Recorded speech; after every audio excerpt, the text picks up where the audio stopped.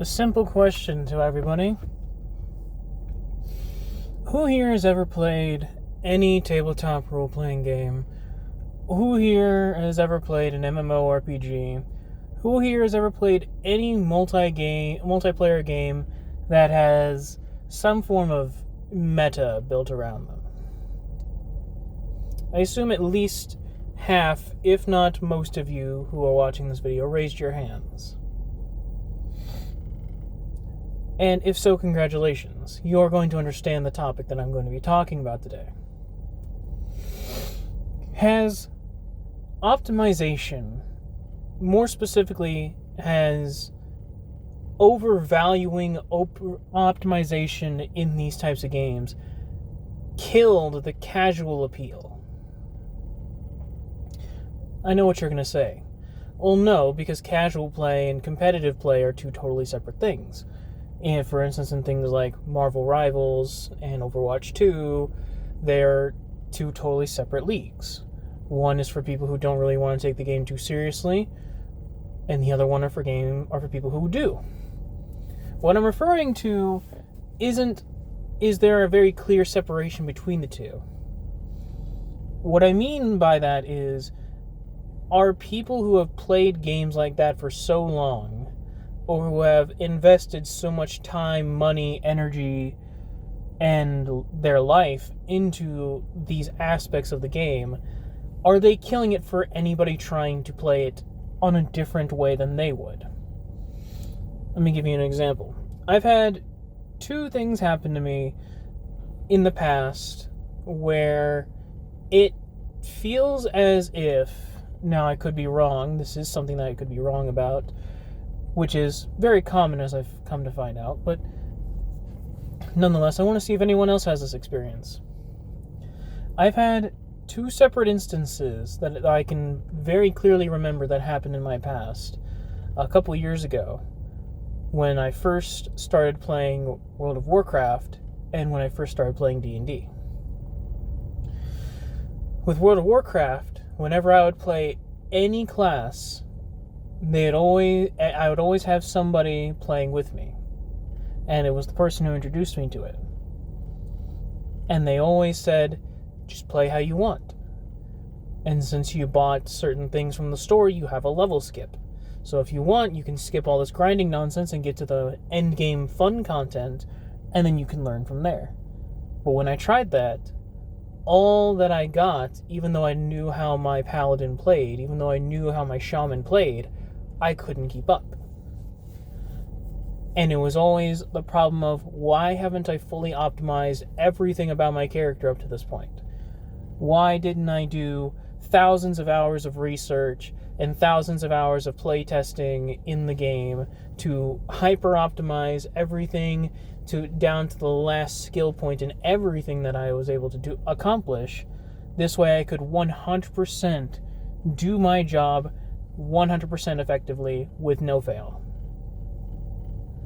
And that killed my drive for the game. That killed my drive for World of Warcraft, so I stopped playing.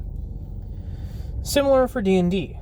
I looked at it as a casual game, but when I was introduced to the optimization standpoint, the game started to get boring, because it would no longer be about what could I make that was fun.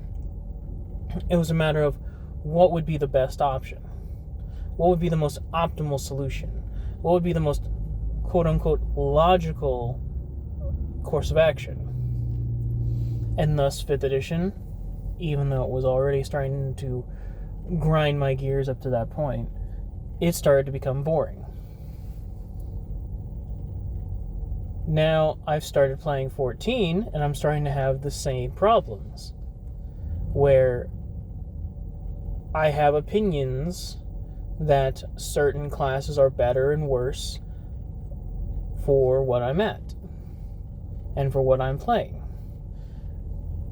And that I think one thing, but the meta says no. I personally do not like the Dark Knight. I don't like its invuln, because I feel as it is a worse invuln than any other invuln that the other three tanks have access to. Granted, Gunbreakers is not that much better, but I would take Gunbreaker over Dark Knight's Invuln. Because there's so many stipulations you have to jump through in order to get it to function properly. And anytime I brought that up, they would be like, well, that's the healer's fault. The healers are stupid.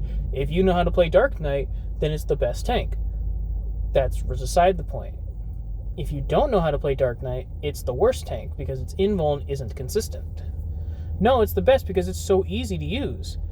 So it's easy to use, but if you use it wrong and the healer does their job, it's their fault. It sounds like you're coping.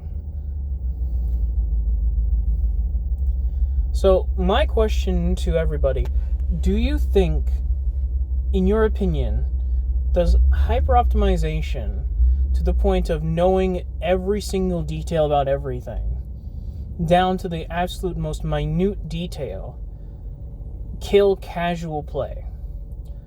Because I'm starting to feel that in games like Final Fantasy XIV, for example, which I've been playing a lot recently. Might stream it, might not. But in 14, I particularly like things like the Monk and the Dragoon. And I hear two different sides. Monk and Dragoon are terrible. They're the lowest DPS compared to anything else. In higher raids, and then people who play higher raids, they say the opposite. Well, no, in higher raids, they're actually one of the better ones. And I'm like, okay, so you both have experience in high tier raids. You both have played high tier raids. You both have experience in this, but why are your opinions so different? And they all say, well, it's because the other guy's an idiot. It's like, okay, so what? So what? If I like playing a class, whether it's optimal or not, why does that affect anything that I do in a high tier raid? And the response between both parties is always the same. Because you have to be good in order to do high tier raids. If you fuck up even once, then you lose the entire raid. You raid wipe. That's it. You're done. You have to start the whole thing over again, and everyone's going to blame you because they know it's your fault. So you're telling me at high tier raids, you not only have to have godlike knowledge of the game, but you have to be able to play your class perfectly without any flaws or anything, and know every single combo rotation, how to change between combo rotations instantly, and be able to mind read to know whenever the 2-minute burst comes up, and be able to coordinate that without voice chat. Is that right? So it seems to me that when a game like Final Fantasy XIV, like World of Warcraft, like League of Legends, like Overwatch 2, and how eventually Marvel Rivals will become, when there is a competitive aspect to a game that can be optimized in some way, there will be a group of people, however minute they may be, there will be a group of people that kills casual play because everything has to be optimized. If it's not optimized, it's not good. If there is something that comes out... Pardon me. Apologies. If there is something that comes out that cannot be properly optimized due to how it works, people will label it as trash because you can't optimize it. And if something comes out that's super easy to optimize and is also really good or decent in comparison, it will be labeled as the best because it's easy to optimize and it's easy to use and it's decent at what it does. Therefore, it's the best option. So in my opinion, I think the problem with optimization in games nowadays is that people don't know how to shut up. They don't know how to let people enjoy the game. Whether that be D&D, whether that be Final Fantasy XIV, whether that be Overwatch 2, Marvel Rivals, League of Legends. Well, I wouldn't recommend playing League of Legends. Trust somebody who's been playing it for like 6 years, 7 years. Don't do it. But regardless, people just don't know how to let other people enjoy the game. If they are enjoying the game being suboptimal and they want to do stuff that would normally require optimal play, they get mad. And I know everyone's thought process is, well, yeah, it's higher tier content, it's optimal play, you have to be optimal if you want to play that. But why is that a restriction? Why is that the prerequisite?